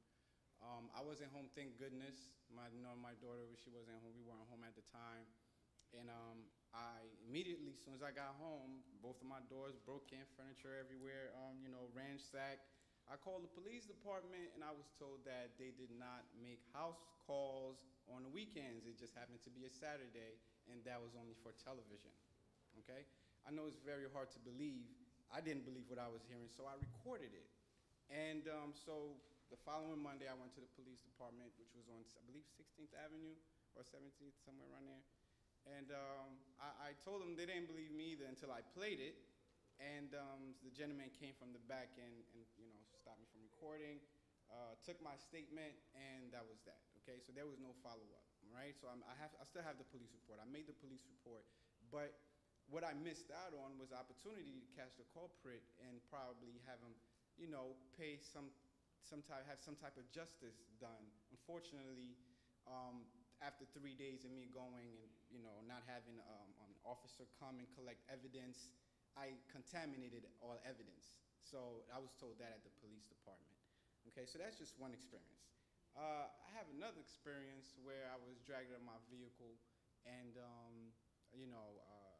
taken to a police department for no reason other than just show of force, right? So it was one of the situations where I was sitting in a parked car eating Wendy's. So again, now this was went from something traffic, so the charge was not having a seatbelt on and parked in a not even an operating driveway, to obstruction of justice. So this is the pattern, right? So if there's an injustice done on part of the citizens, then you get a criminal charge. That takes away your voice, it takes away from your credibility to say that this person is a criminal, right? So that's one of the ways to discredit someone or disbar them. A lot of discrimination occurred on that particular incident, right? So what blew my mind most was the officer asking me, telling me that I did not have any rights, right? Because I'm explaining to him, he's telling me, why does he have to tell me why I'm being searched, or that I did not consent to, why I'm being searched, why I'm being dragged in my car. Says you have no rights, asked me for my social security card, and I'm realizing that the bias is deeper than that, right? So when you come into these diverse communities, it's a melting pot, right? And most people choose to have fun with it. Say, oh, he's the African, I bet you he's an Asian. And so because I have a unique name, which just so happens to be French, I was dealt with in that manner. But if I see Mendez or Menendez or Rubio, to me that is an American. But unfortunately, the people who are trained to protect and guard these cities and offer these fundamental rights, right, as written and drafted in the Constitution, this is their ways of thinking. So, okay, so what could I do, right? So now here I am with a handicap, 2 o'clock in the morning. I have to find my way back home. The cop followed me around all night, right, in their cars. I made a complaint. I went to Internal Affairs, and it was difficult, right? So that's why I say Lord with the mysterious ways, because I cannot afford an attorney. So most time, people who are impoverished, when they deal with injustices, they have to accept it because you have to have money to hire a lawyer, right? So I could not afford a lawyer. And so now telling my stories, eventually I found some way to send it to the sheriff's department, and so now it came the paper trail. They don't know who that is. They have no department. They said must be a special. First, it wasn't Newark. Then it is probably, the end of all these documents that I have said is no accountability. They don't know who these officers are, although I gave them name, and the officer appeared in court to follow through with the obstruction of justice charge. They see nothing wrong with those officers' actions.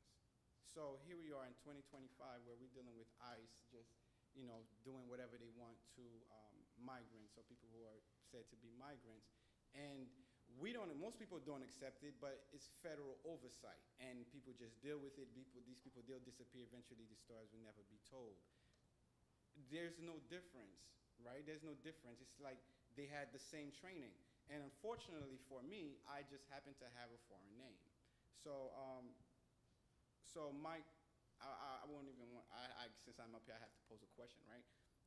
Since you have taken over this, and which is you're saying is set to expire, this consent decree, I feel the way that this gentleman feel here by saying this is just a Band-Aid. You're just applying light pressure. It's like an ABS system. What happens once you remove yourself from all of this? What becomes of all of us following these events? Yeah, well, as I said, we're appointed by court order. When that court order is, when a new court order is filed by the court or issued by the court and then filed, we no longer conduct our audits of the Newark Police. That does not mean that the management of the Newark Police stops. Newark will have to manage its own police organization like every other city. You have the CCRB that's available to look in on the affairs of Newark and examine different endeavors, aspects, activities of Newark. And if the city wishes to do so, the city can create its own review entity in addition to the Civilian Complaint Review Board, and they can conduct periodic audits of the police if they wish. So that's what happens, but we go away. So we have to rely on the managers, and as you can see, it's a very broad, right? Whereas, you have different departments, special police, you may have ICE, you may have truancy, and I'm pretty sure each one of them. Well, those are their own federal supervisors. agencies. They don't run the police department. The city runs the police department. So if as I was told, the perpetrators that dragged me out of my car that night, a parked car, that they work for a special investigation team. They're still That's- part of Newark PD if Oh. they were Newark police officers. And the proper protocol would be for you to file a complaint with Internal Affairs. I And- had. My and- response was they did not see anything wrong with those officers' And actions. you got that response from Internal Affairs? It was actually from the sheriff's department. Well, the sheriff's department is not the Newark police. Yeah, so it was a lot of bouncing back and forth, whereas I don't know this person, they don't have a marked card, they just came out badge and guns. So now here I am explaining to them, well, I'm telling them, so I was told that, well, it had to be Newark because you're in Newark, right? And chances are it may have been a special police, the Newark Special Department, or between that or someone said, okay, it may have been the sheriff. So I'm going back and forth between these two departments, right? And I got nowhere. So as far as supervising or oversight, you don't deal with the oversight, you just generate the reports. I don't deal with oversight of every police organization, only Newark PD. That's it. All right. Thank you for your time. All right. He can't help you. He hasn't helped you. He's not going to help you, and he can't help you. Do the CCRB have subpoena power? I'm sorry, just before we start your question, because there is a line, and I do want to make sure that everyone who wants to ask a question has an opportunity. We're going to limit the questions to 2 minutes, just so everyone who wants to speak can speak. And we are so grateful to hear all the perspectives and all the perspectives that have been shared so far. Thank you. I have a question and a comment. Do the CCRB have subpoena power or any kind of power that could hold the police accountable? The CCRB does not have subpoena power with respect to an open investigation being conducted by Newark PD Internal Affairs. What power do they have to hold the police accountable? They have the power to review activities and practices and policies of the Newark PD and to make recommendations to the city and to Newark PD. That's what. And how are their recommendations have any power? When you say have any power, you mean can Like they if they make a impose- recommendation, does that recommendation, it's not like a choice, it's not at the mayor's or the police discretion whether they follow through on that recommendation? That is correct. They can make a recommendation, and it is, as the word implies, a recommendation. It's not a requirement. So the CCRB has no power, the people have no power to hold the police or our mayor or the councils accountable. So we're here doing what again? Because you still need a consent decree, because even under the consent decree, the police department continue to brutalize, harass residents. We got families here that they have harmed during a consent decree. So I there's don't- no need to end it. The CCRB have no power, the people have no power to hold the police accountable. There's no need to end, even the consent decree has no power. But again, stop letting these people lie to you. Stop letting them lie to you. The police is not here to serve anybody but those that pay them, the mayor, the governor, and the government.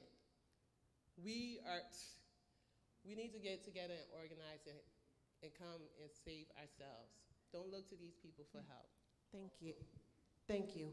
Also, can you make sure that when you're making comments that you're speaking into the mic, because I was told that people in the back can't hear all of the discussion that's being had. Thank you.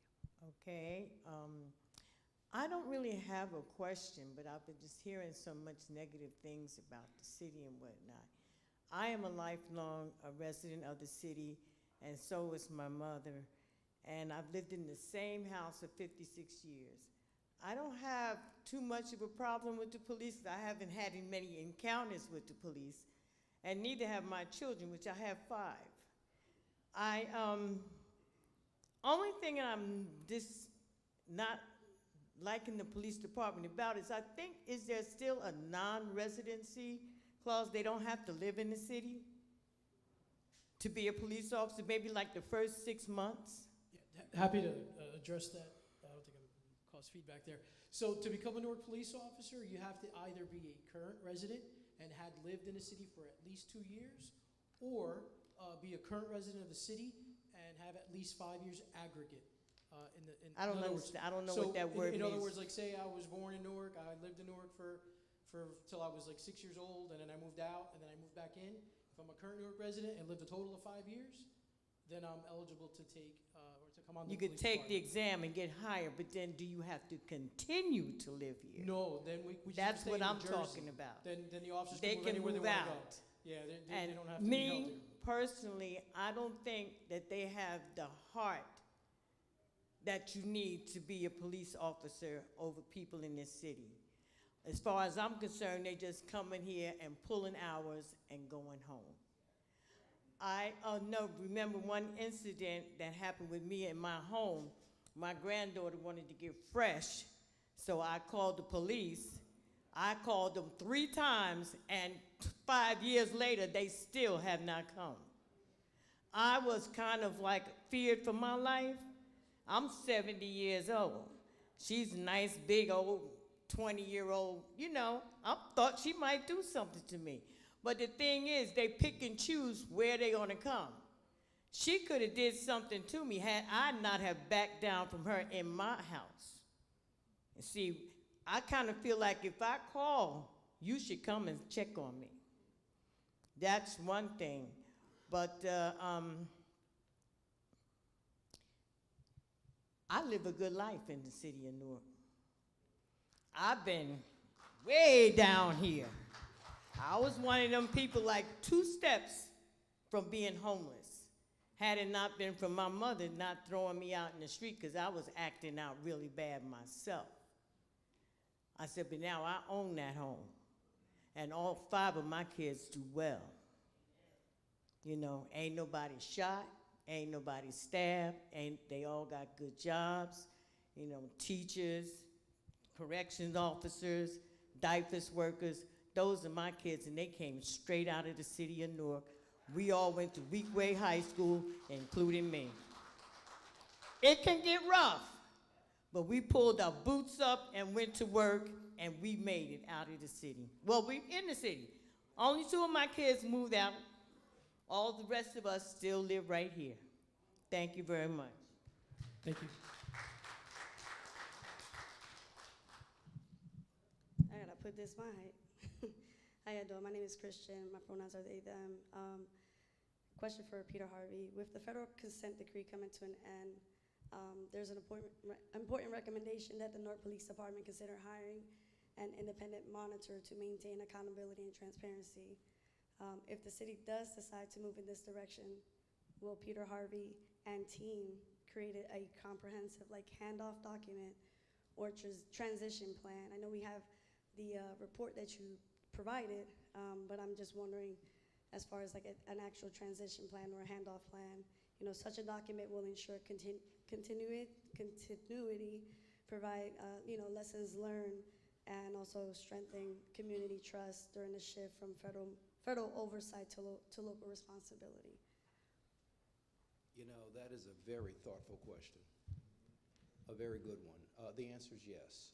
This final report actually does a lot of what you've suggested. It tells everyone where Newark started, the progress it made, the progress it didn't make, and recommendations about how it can even be better. If Newark wants to have an entity, you called it an independent monitor, an entity that continues to oversee the police because that's what Newark wants, or it continues to conduct audits of activities of the police. You know, we will help them. We will explain what we've done in our various reports. They will have ample guidance from our reports, including this final report, but I certainly will help them because I believe in good policing. Not for $2 million, right? No. No, I'm just kidding. No.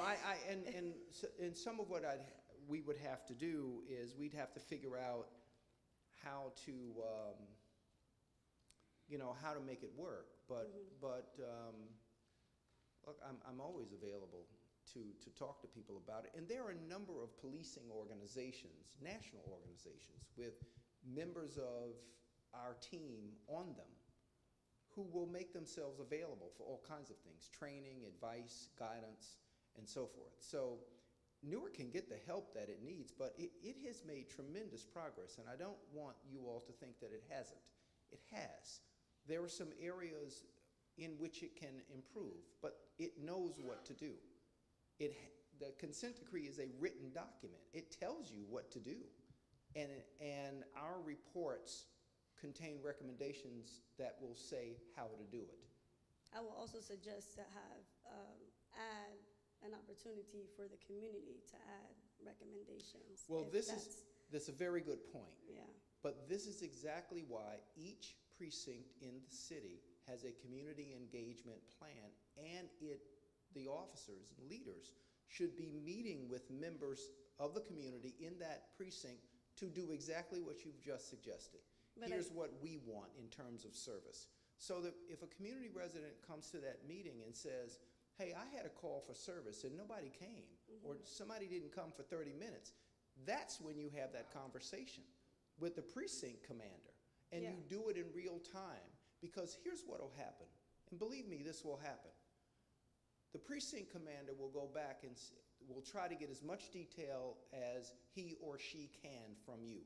Date, time, they'll go back to the computer and find your call. And they will go to the people who were on duty at the time and say, who responded to this call? And when they find out that somebody never responded to the call, then somebody's going to have a conversation with the precinct commander. Why didn't you respond to this call? You're not helping our organization, and you're helping to erode the community's trust of what we're trying to do. I appreciate that. These Thank meetings you. are important. And just to add to that, as community officers are going into community, I think it's great that the relationships are being built, but also providing that information to the community is important as well. Like, if you don't receive a police, if you call the police and they don't come, this is who you can call, this is what you can do.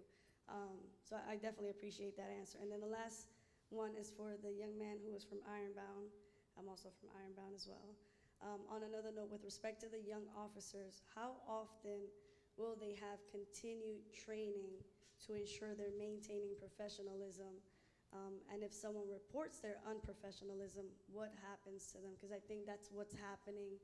Seems like the elephant, I guess, in the room that keeps, people keep saying that this is happening, especially with the young officers. And I know they go into the streets, they're like, I'm like macho person or whatever the case may be, but I think it's important for them to have continued training so that the community can have trust in them.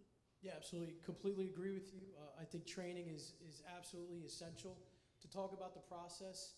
We developed policy, we then developed training on that policy, and we do compliance on that policy. That was basically the roadmap that was established by General Harvey for this whole consent decree process, right? So training is essential, it's part of it, it's needed, and it's now part of what every officer does, 40 hours a year, every officer. Okay. So mandated 40 and then part hours. of that training, like I said, at the core, it's dignity, it's treating people with dignity and respect. Now, again, do we make mistakes? Absolutely, 100%. We're humans, we make mistakes. We don't get to have a bad day, right? We interact with people at their absolute worst day that they may be having. For us, it's like the 10th call of the day, right? So they have to, at every single call they go on, whether they see a dead person, somebody destroyed, somebody shot, an act of domestic violence, whatever, they're going from job to job to job to job. Critical to that, one of the things that we're instituting that's not part of the consent decree is officer wellness and resiliency. Because what happens is, right, because officers seeing traumatic instances every single day, the worst that humanity has to offer at times. So these officers, they're human beings, right? We get up in the morning, we have families, we have kids, right? And so that is a critical and important piece for officers, is to ensure. So now we have a whole resiliency unit, a whole wellness unit that actually is there to make sure to check in, like, you guys okay? Because what happens if we don't do that, then all these other problems could potentially happen and fester. Can we also put that with the detectives who are out here and being buck wild? We want to make sure that they're also, following the rules. So I appreciate it. Thank you so much for your time. Thank you. Sorry. Thank you. The 2 or 3 folks, the 2 folks that are still in the line are going to be our last 2 people to have an opportunity, and then we're going to turn it over to our panelists for closing remarks. You were talking about resiliency. Given that we're living in very stressful time, what is in place to determine whether or not the officers are in good mental health and whether they should continue in that profession given the conditions of their behaviors? Yeah, absolutely. Happy to talk about that. So a couple things that we have in place are things like an early warning system. So we're actually able to, through technology, able to track the number of uses of force an officer has, or number of complaints of excessive force, or the number, whatever it is. So we're able to look at these things, and we're able to actually compare precinct to precinct, officer to officer, unit to unit, to see where these issues are. On top of that, we have sort of like a medical services unit. So we have officers that say call in sick a lot, they have issues. So those things begin to flag. So we'll look at officers, what their sick time is, the amount of hours they work, and it's actually one of the things that we're working on now is number of hours that officers work. So currently officers work a pitman schedule, they're on a 40-hour shift, and there's opportunities to do, say, overtime, things like that. So we've restricted the amount of officers, amount of hours rather, that officers can work. So they're limited to 16 hours. That's all they can do, like 2 8-hour shifts, let's say. And these are things that sort of steps we're taking to ensure wellness. One of the things we have is a peer-to-peer support program. So if a fellow officer sees that there's an issue going on with another officer, he can go in and sort of, reach out to make sure that officer gets some help. Whether it may be financial issues at home, issues with family, problems, whatever, child care issues, whatever it is, we would intervene in that way. Is there psychological evaluation before they come on as police Has officers? to be mandatory. One thing I'd like to bring up. Sometimes we really don't know. Yeah, so absolutely mandatory. One of the things that actually was instituted recently by the state of New Jersey is a police licensing program. It's something we haven't had an opportunity to talk about, but basically the Police Training Commission has authority over an officer's certification to be an officer.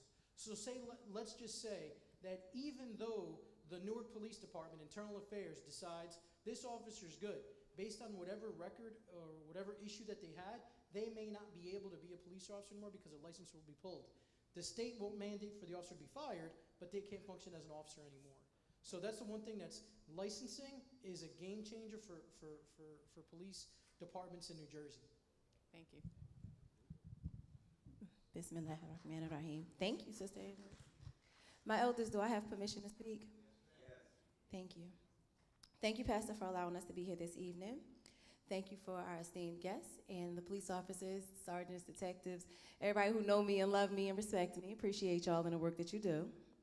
So, while doing your 100-question survey, I was most certainly triggered because one of the questions was the interactions you have with the police, the worst and recent. And so the worst was I was young, this officer is still on the force, and I was pulled over. The young man who was in the car with me, which was my cousin, was healing from a gunshot wound. He made both of us get out of the car. We were in East Orange jurisdiction, and they drove us back to Newark and then put us out and towed the car. Accused me of being a gang member, all of this great stuff that really isn't an insult when you come from a city that have a lot of different community organizations. Then a recent one, and anybody who knows me know I am pretty darn trained up, from being a crossing guard for several years, trained by Newark Police Department, being a trauma to trust trained individual. I work for the Office of Violence Prevention and Trauma Recovery. I am a Newark Anti-Violence Coalition member, been that for 16 years, and my sole job was, guess what? To make sure that people had great smiles and to redirect traffic.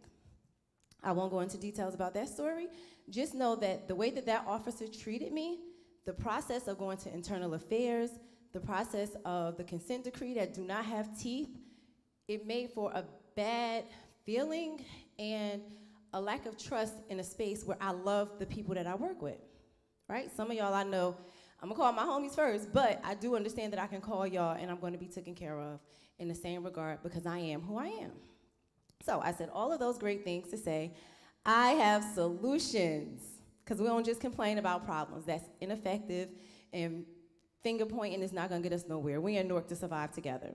So, while doing the survey, I was considering the city cameras. The mayor had this huge initiative of the city cameras for us to monitor ourselves. So in my work description, being able to have access to those and knowing that sometimes they're not working, it may be a really good idea, take some of that $2 million that we saving, and to update with better technology. There is some really amazing technology that's used. I was in a training, actually a 6-month course with our director, Mr. I don't want to use his first name. Y'all know who I'm talking about, your boss. Yes, Miranda. And we were sharing best practices with people all throughout the state of New Jersey. And so East Orange have a really, really good camera program that we have like the beginning onsets of it, but like theirs is really, really in detail. The remaining funding, I do believe should go to the Office of Violence Prevention and Trauma Recovery because we do some really amazing work and our community progress is clear and proven. As yes, we give y'all credit for arresting people, but we do the other part of the work that do not include arresting our people. And that is most certainly something that we are very proud of. We would love to see the Civilian Complaint Review Board have subpoena power because just because I experienced it and went through the process, I understand how important it is for the police not to investigate themselves, but also for the subpoena power that's necessary to have anything done. And it was light on my end. However, there are people that I do speak to in my community that have been traumatized by police officers that may have been on the force for a long time or just got here. I would also like to see the policy change with undercover police officers not wearing body cameras. And so I know the mayor did an executive order for all police officers in uniform to have it on, so it's like unacceptable. However, it does take away police discretion to be able to support people that they may understand, they're more empathetic to what they may be dealing with. So it takes away that discretion that they would normally be able to use because they're being recorded, and we don't want them to get in trouble, but there should be some leniency and some wiggle room. Community meetings with check-ins or during arrest, like we have social workers in all precincts, Office of Violence Prevention and Trauma Recovery. And when we have domestic violence situations or aggravated assaults, they go into the cells and have conversations. When our juveniles get arrested, they're able to do intakes and we're able to do home visits and follow-ups, right? So this is a very comprehensive pathway that we have inside of our city, which makes us better than everyone else. So allowing them to do that same type of interaction when people are arrested, just to do a temperature check on how was you treated by the police, like, yeah, you in jail, but how was the interaction? Also, let's see.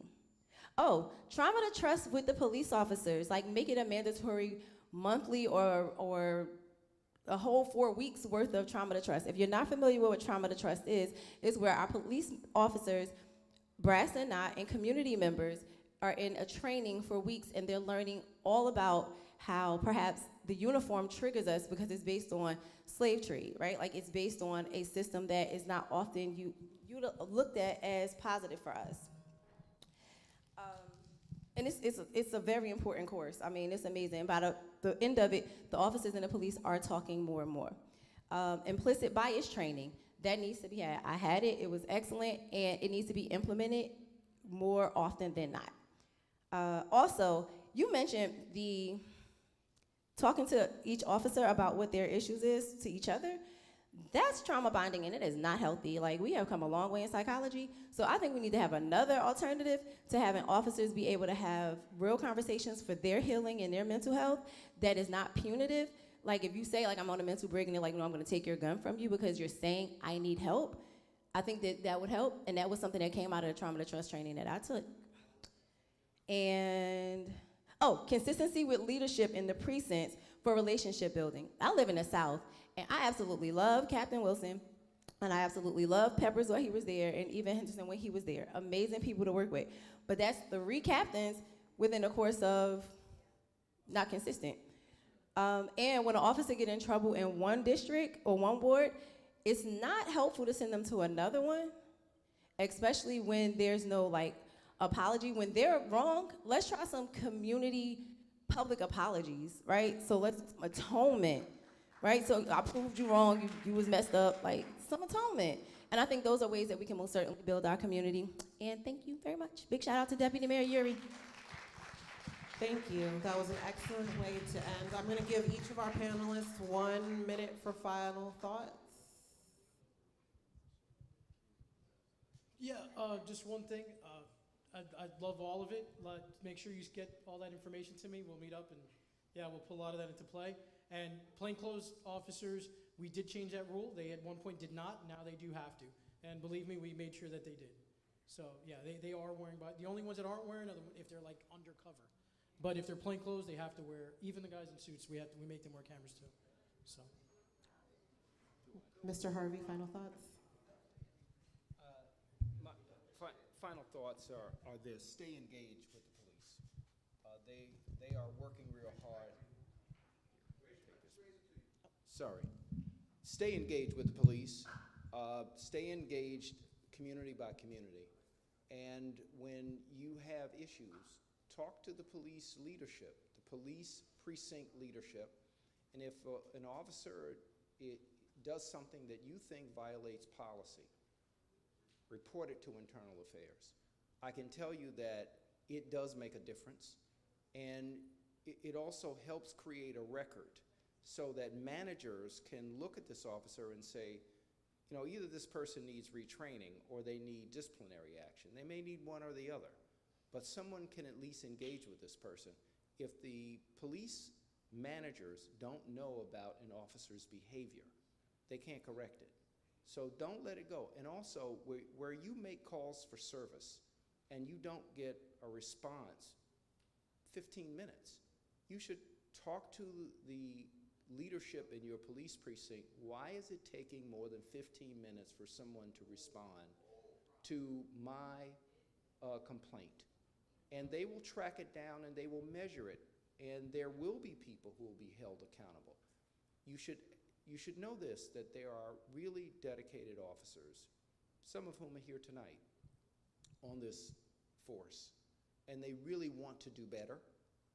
They are doing better in a lot of ways, and they're going to continue the work. Stay engaged. Thank you. And thank you to all of you for sharing your thoughts and opinions with us and coming out after a long work day. We really appreciate that. We do have some light refreshments for everyone downstairs. As well, on the same note of staying engaged, as we mentioned at the beginning, this is going before the federal court on October 2nd, 2025 at 2 p.m. downtown. So if you want to continue to share your thoughts, you can reach out to us at the New Jersey Institute for Social Justice, or you can also come down to the hearing. As well, it was mentioned by our last commentator that we do have a survey. It's kind of lengthy, but to continue to have this conversation and for us to move forward and think about what's next in terms of solutions. So thank you, and everyone get home safe.